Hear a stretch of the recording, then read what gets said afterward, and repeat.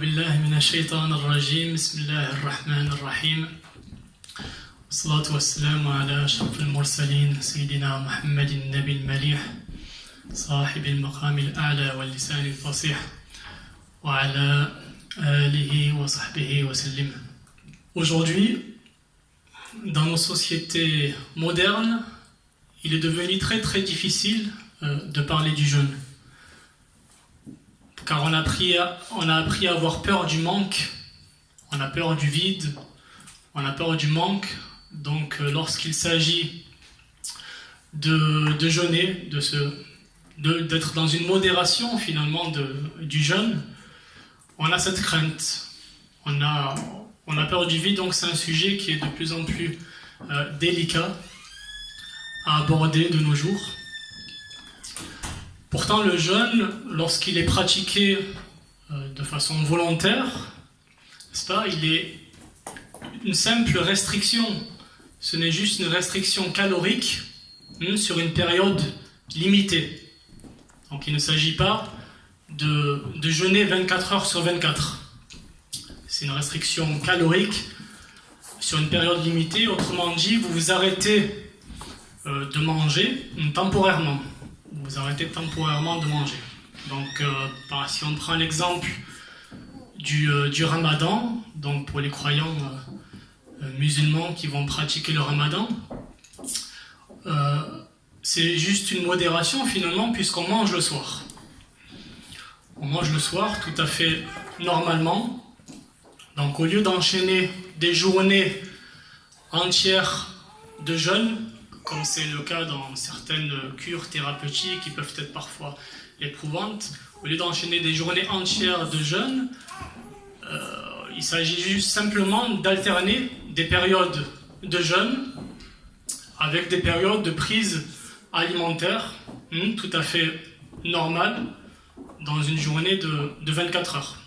Donc c'est de ça dont il s'agit et c'est de ça dont on veut parler, de cette forme de jeûne. Le ramadan, si on prend l'exemple du jeûne du mois de ramadan, c'est ce qui correspond finalement à un jeûne intermittent. C'est un jeûne intermittent de type 16-8, comme on dit. Vous jeûnez 16 heures, vous mangez 8 heures. Donc c'est simplement jeûner à moitié, en vérité. C'est une version simplifiée du jeûne total, du jeûne complet. Donc vous n'avez aucune crainte à avoir. C'est le réel problème en vérité dans nos sociétés aujourd'hui actuelles. Le réel problème, c'est qu'on vit dans une société de surconsommation. Donc on est devenu de gros consommateurs.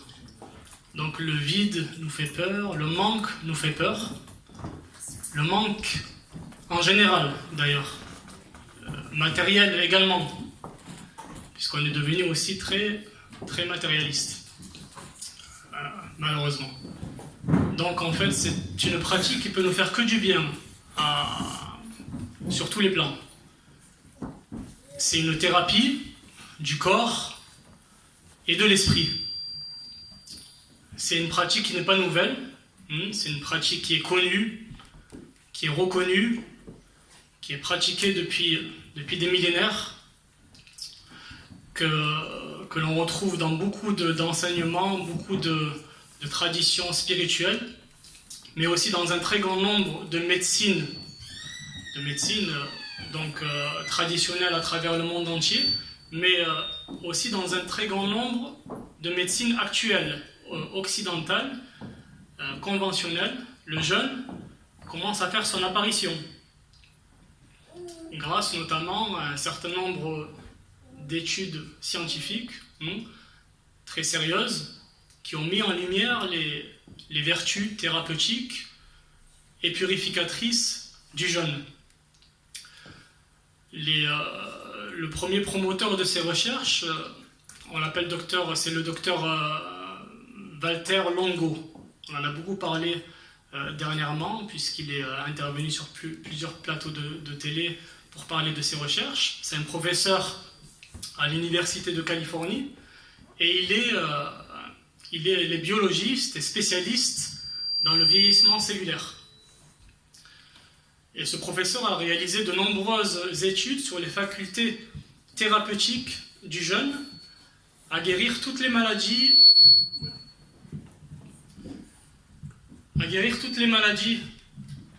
inflammatoires, chroniques, auto-immunes. Récemment, on a diffusé sur la chaîne Arte un documentaire très intéressant où les études de ce professeur sont mentionnées. Et ce documentaire a eu vraiment un succès exceptionnel. Je vous recommande vivement de le regarder. Vous pouvez le retrouver facilement sous le titre Le jeûne, une nouvelle thérapie. Et les vertus thérapeutiques dont je parle, ils s'expliquent notamment par ces effets de détoxication de l'organisme. Donc, lorsque l'on jeûne, on rentre à un certain moment dans un processus de détoxification de l'organisme qui intervient principalement lorsque vous commencez à puiser dans vos propres réserves. Généralement, autour du 4e jour de jeûne, c'est ce qui se passe. Différents mécanismes que je vais évoquer. Et c'est ce qui explique donc ces effets de détoxication, mais il y a beaucoup d'effets thérapeutiques. Les effets thérapeutiques sont nombreux du jeûne. Ils sont décrits notamment dans le livre L'Art de jeûner du docteur Toledo, docteur Françoise Toledo, qui a écrit un livre sur la façon de jeûner et tous ses bienfaits, toutes ses vertus. Vous pouvez les retrouver dans ce livre. Cette dame, c'est donc un médecin, un nutritionniste, et qui est directrice médicale dans les cliniques Büchinger en Allemagne et Marbella en Espagne, des cliniques où on pratique les cures de jeûne thérapeutiques dans des conditions médicalisées. Ils sont suivis et ils sont encadrés de façon médicale. La nécessité donc de jeûner de temps en temps s'impose par le fait que quotidiennement votre corps subit une effrayante intoxication. Et ça, c'est le professeur André Picot, qui est un des plus grands toxicologues mondiaux, qui l'explique, disant que votre corps quotidiennement subit cette effrayante intoxication liée aux toxiques, donc des agents exogènes qui polluent finalement notre corps et qui le rendent malade sans que l'on s'en rende compte. Et ces substances-là, les toxiques, qui sont les agents donc exogènes, on les retrouve dans l'air quand on respire donc l'air pollué, donc impropre, une eau aussi polluée, impropre, qui contient des phtalates aussi, des phtalates qui sont dans le plastique des bouteilles. Donc on boit cette eau et en fait on s'intoxique sans le savoir. On a beaucoup de nanoparticules aussi cancérigènes dans les aliments. On a beaucoup de pesticides dans les aliments que vous achetez dans les marchés. Donc on s'intoxique avec ces substances-là. Et ce sont des perturbateurs endocriniens, donc qui perturbent votre système hormonal. Le deuxième ennemi, donc ça c'est le premier ennemi, c'est le toxique. Le deuxième ennemi, c'est les toxines. Les toxines, ce sont des substances aussi néfastes, mais que votre corps produit lui-même, qui sont très néfastes aussi pour votre organisme. Quand vous avez en fait un mauvais métabolisme tout simplement, ou alors une mauvaise alimentation, riche en glucides, riche en gras, vous produisez ces toxines qui rendent malade votre corps, qui affaiblissent vos défenses immunitaires, donc qui vous affaiblissent et qui vous rendent vulnérables. Et en général, c'est à ce moment-là que les maladies apparaissent. Donc le jeûne permet d'évacuer tous ces toxiques et toutes ces toxines du corps, principalement grâce à deux mécanismes qui sont l'autolyse, ce qu'on appelle l'autolyse et la cétogénèse. L'autolyse, donc c'est un processus d'autodigestion en fait du corps.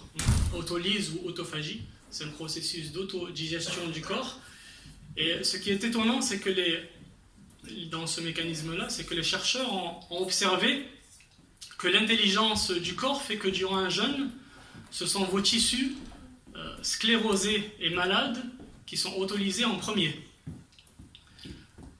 Ils sont autolysés en priorité les tissus qui sont importants, les organes qui sont importants pour la vie, eux ils sont épargnés. Donc c'est un mécanisme qui est conduit avec une intelligence remarquable.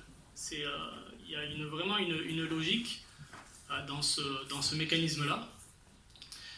Donc le corps procède à ce moment-là à un véritable décrassage, un véritable nettoyage et un véritable recyclage. Il va se régénérer donc en éliminant ces structures usées, et vos cellules vont générer de l'énergie à partir de leurs déchets. C'est autour du 4e jour donc, que ces mécanismes-là apparaissent, généralement. Donc le système immunitaire à ce moment-là reçoit le maximum de cette énergie. Mais lorsqu'il y a une surcharge alimentaire, donc on s'alimente trop, lorsqu'on mange trop, lorsqu'il y a surcharge alimentaire, cette autolyse donc forcément fonctionne mal.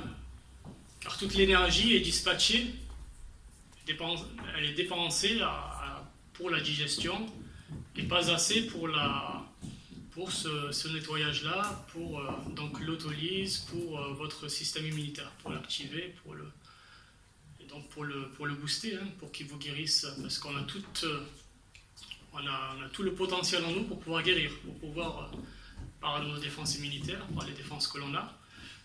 Mais si on s'alimente trop ou on s'alimente mal, donc on perturbe toutes ces capacités, tout ce potentiel. Donc le deuxième mécanisme intéressant aussi, c'est la cétogénèse. Et ça correspond en fait à la production de corps cétoniques. Et les corps cétoniques, ce sont de puissants antioxydants. Ils sont très puissants. C'est des substances qui sont similaires au glucose, au sucre, mais beaucoup plus puissants, puisqu'ils ont une utilisation, ils ont un usage très très ultra rapide dans l'organisme. Ils sont rapidement assimilés. Lorsqu'ils sont libérés dans le corps, non seulement ils alimentent le corps, mais ils guérissent également le corps. Ils peuvent détruire ce qu'on appelle les radicaux libres dans le corps. Les radicaux libres, ce sont les grands responsables du stockage justement des toxiques que j'ai évoqués et des toxines. Donc les corps cétoniques, lorsqu'ils sont libérés, 4e jour de jeûne, ils interviennent pour libérer justement ces toxines-là, ces toxiques. Et donc à ce moment-là, tout peut s'évacuer naturellement dans les urines, dans les selles ou par la transpiration. Donc votre corps est à ce moment-là déchargé de ces poisons, il est délivré et il est purifié. Le cerveau et les muscles sont très gourmands de ces corps cétoniques, car leur utilisation énergétique, je le disais, est très très ultra rapide. Donc le cerveau s'en nourrit, c'est une nourriture très très assimilable, beaucoup plus que les graisses et les sucres de votre alimentation. Et ils nourrissent donc le cerveau et ils le rendent performant même. Ils rendent le cerveau performant, ils décuplent les capacités cérébrales, ils vous maintiennent en éveil, ils augmentent votre vigilance. Vous ne ressentez même plus la faim. Il y a plusieurs mécanismes aussi qui font qu'on ne ressent plus la faim à un moment donné, notamment l'hormone, la leptine, qui a une action sur l'hypothalamus. Donc il y a tous ces bienfaits-là qui apparaissent, et on ressent aussi ce sentiment de bien-être aussi, qui est lié aussi à la sécrétion hormonale et à d'autres processus. Un sentiment de bien-être, un sentiment d'euphorie, on se sent euphorique, on se sent bien. Et c'est pour cela que le jeûne, notamment, nous met dans des conditions, nous, idéales, nous croyants, dans des conditions idéales pour pouvoir donc méditer, pour pouvoir prier, pour pouvoir développer sa spiritualité. Le jeûne est connu depuis la nuit des temps comme une thérapie et pour le corps et pour l'esprit. Et donc c'est un chemin de spiritualité. Parce que par cette pratique, vous réalisez finalement que votre énergie, elle vient de l'intérieur. Elle vient aussi de l'intérieur. Lorsqu'on est en état de jeûne, on le ressent. On ressent qu'il y a une autre énergie qui nous maintient en éveil, qui nous rend performants, qui nous rend apaisés, bien, sereins. C'est les bienfaits spirituels du jeûne. Physiquement, vous faites appel aux réserves donc graisseuses pour que le corps fonctionne. Spirituellement, cela remet en cause votre quête, cette inquiétude de combler un vide, de combler ce vide-là. Et vous découvrez en vous, non pas le vide, mais vous découvrez la vie. Vous découvrez de l'énergie, vous découvrez un monde fabuleux finalement lorsqu'on se retrouve dans cet état-là. Les grands maîtres spirituels disent le jeûne est au monde intérieur ce que les yeux sont pour le monde extérieur. Le jeûne alimente notre monde intérieur, par la spiritualité notamment. Il nous fait découvrir tout notre potentiel finalement spirituel, notre potentiel intérieur, parce qu'il consiste finalement à s'alléger, il consiste à répondre à nos difficultés par le moins plutôt que par le plus. Il vous rend plus léger physiquement, mentalement, spirituellement, au lieu d'être dans le remplissage souvent excessif et malveillant de votre corps. Là, vous apprenez à être à l'écoute de votre corps. Vous découvrez votre monde intérieur, qui est un monde fabuleux et merveilleux. Et c'est en cela que le jeûne est une forme aussi de méditation. Il est souvent assimilé à une méditation, puisqu'il nous permet de se recentrer sur ce qui est essentiel. Sans diaboliser la nourriture, vous lui donnez au contraire sa juste valeur. Vous redécouvrez sa saveur en lui donnant sa pleine place dans votre vie, tout en respectant votre corps. C'est le sens du jeûne, c'est celui-là. Et c'est en ce sens que pour le croyant, le jeûne aussi permet de célébrer et de magnifier le don de la nourriture, le don divin de la nourriture. Les croyants musulmans, lorsqu'ils jeûnent et lorsqu'ils vont rompre leur jeûne, avant la rupture du jeûne, ils prononcent une invocation. Seigneur, bénis ce que tu nous as accordé. Allahumma barik lana fima razaqtana. Donc c'est une façon aussi de célébrer et de magnifier aussi le don divin de la nourriture. C'est un don divin, c'est ce que Dieu nous accorde, le respecter et donc le magnifier.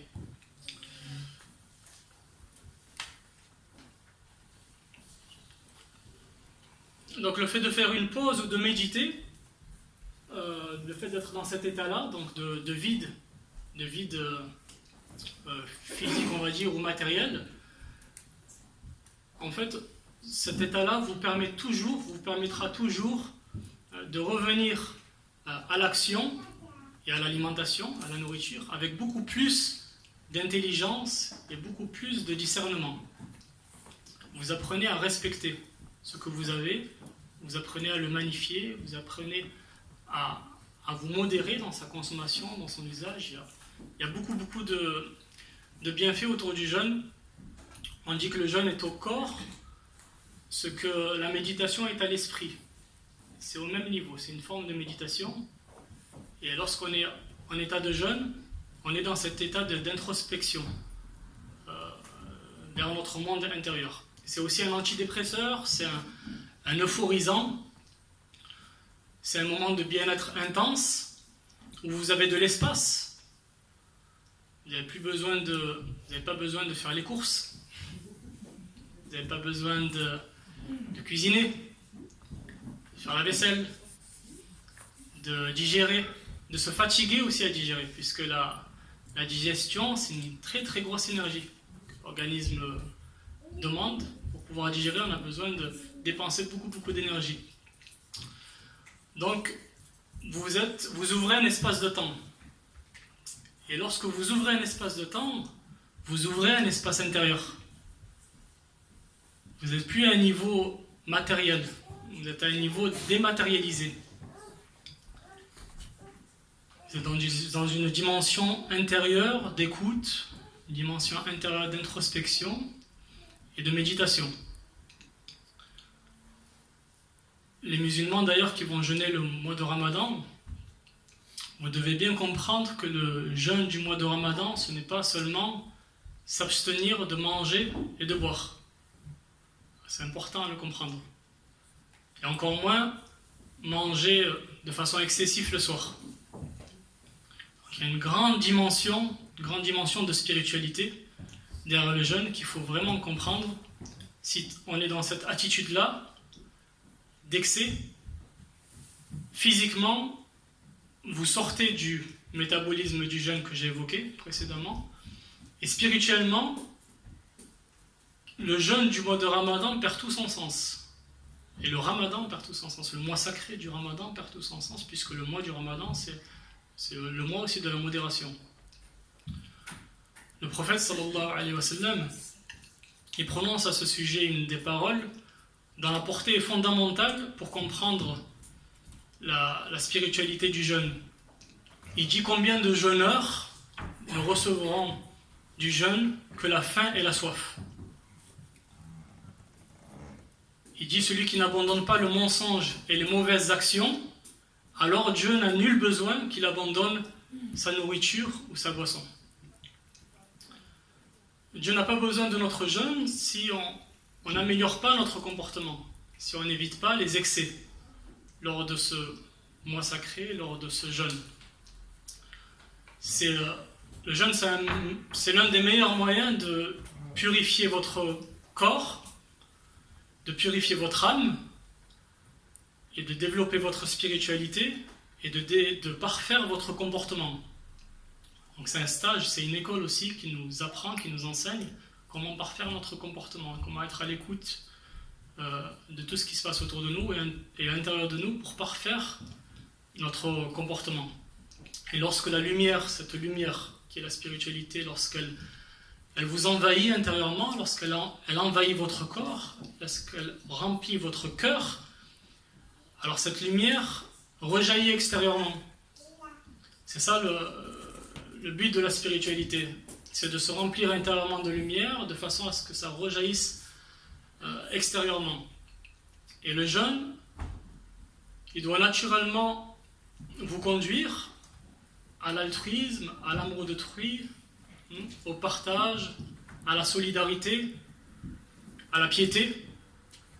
Dieu dit dans le Coran, je vous ai prescrit le jeûne comme je l'ai prescrit aux communautés qui vous ont précédé, afin que vous atteigniez la piété. C'est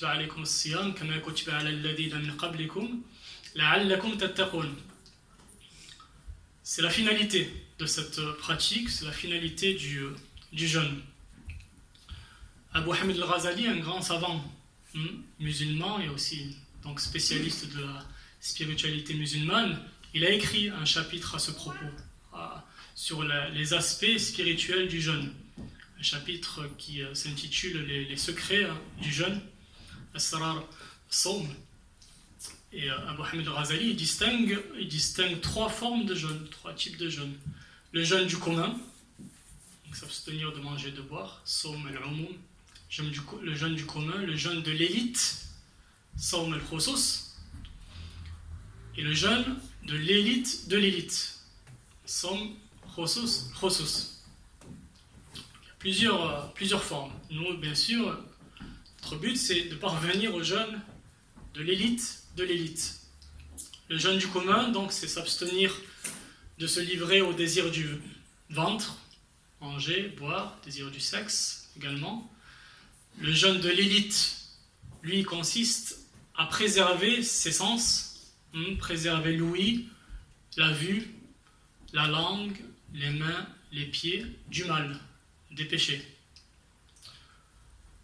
Le jeûne de l'élite consiste, lui, à s'abstenir de toute préoccupation extérieure, de toute pensée futile, mondaine, de tout ce qui peut détourner, distraire, désorienter votre cœur de Dieu, de façon justement à orienter entièrement votre cœur vers Dieu, de façon à tourner toute votre aspiration intérieure vers Dieu et prendre du recul vers tout, par rapport ou face à tout ce qui n'est pas Dieu. Ça, c'est le jeûne, voilà, l'élite de l'élite. Le jeûne vous enseigne également la patience. On est dans un état de patience. Le prophète sallallahu alayhi wa sallam, il dit que le jeûne est la moitié de la patience, et la patience, c'est la moitié de la foi. Lorsque on jeûne, on est dans cette constance. Donc la patience est une ferme constance. Et c'est une ferme constance de l'élan spirituel face à l'élan passionnel. Lorsque vous jeûnez, vous faites preuve de patience face aux exigences des désirs de l'ego, aux exigences des désirs donc terrestres et passionnels.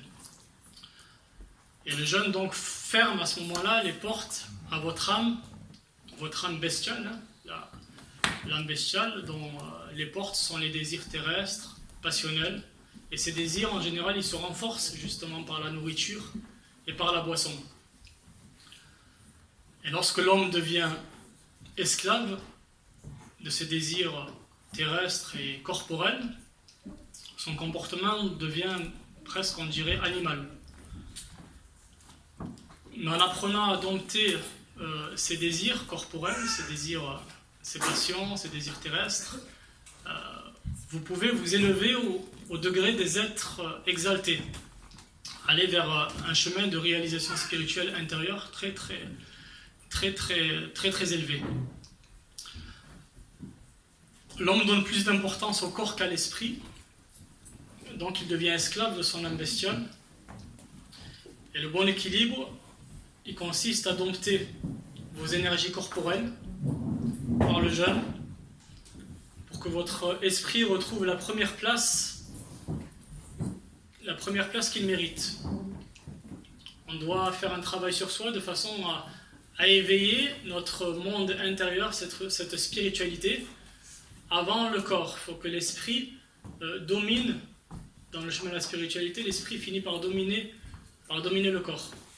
Mais cela n'est réalisable que si le jeûne est accompli avec le comportement, avec les attitudes intérieures qui conviennent.